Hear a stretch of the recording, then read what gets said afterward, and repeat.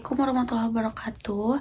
Perkenalkan, saya Nerisa dari kelas B tingkat 2 D3 Kebidanan Stika Sukabumi. Di sini saya akan menjelaskan tentang konsep dasar masa NIPAS pada masa pandemi COVID-19. Yang pertama ada definisi NIPAS.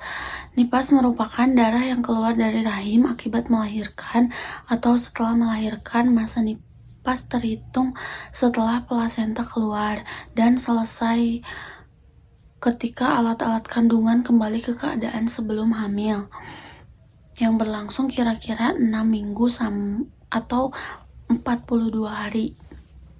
Nah, yang kedua ada tujuannya.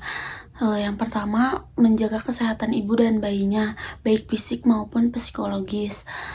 Di mana dalam asuhan pada masa ini, peranan keluarga sangat penting. Dengan pemberian nutrisi, dukungan psikologi, maka kesehatan ibu dan bayi selalu terjaga. Yang kedua, melaksanakan screening yang komprehensif atau menyeluruh.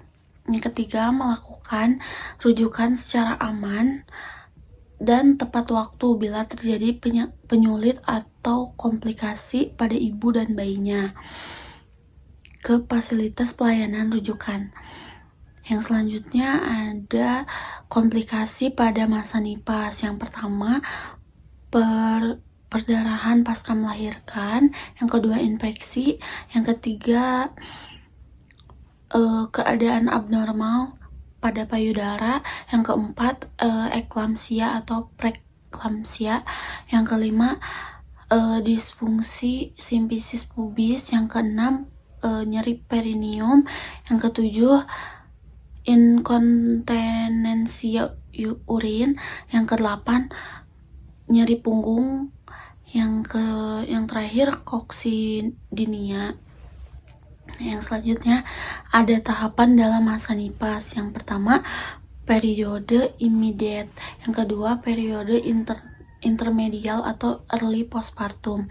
Yang ketiga, periode late postpartum. Selanjutnya, kunjungan NIPAS di masa pandemi COVID-19.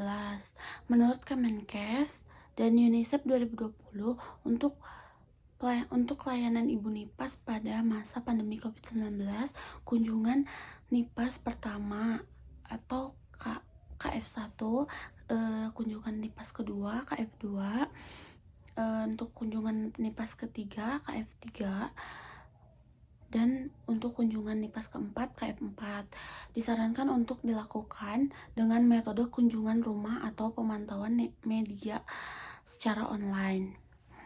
Nah, selanjutnya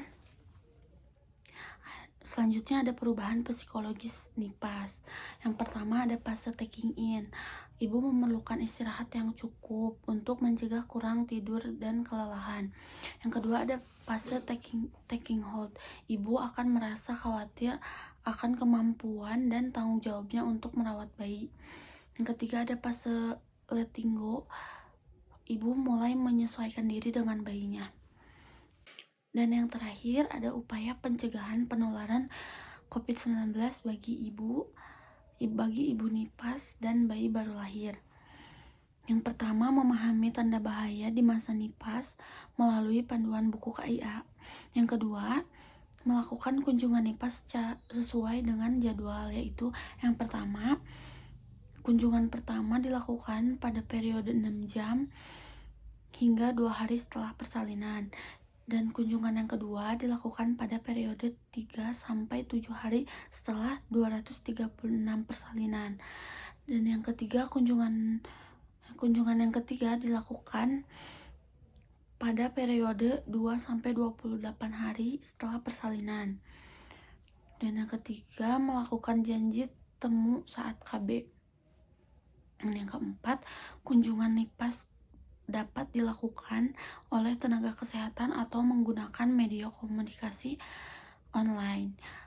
Dan yang kelima, pelayanan neonatal esensial untuk bayi baru lahir 0-6 jam tetap dilakukan. Dan yang terakhir, ibu akan diberikan KIE untuk perawatan bayi seperti ASI eksklusif, dan tanda bahaya pada bayi. Mungkin sekian dari saya. Mohon maaf bila ada kekurangan. Terima kasih. Wassalamualaikum warahmatullahi wabarakatuh.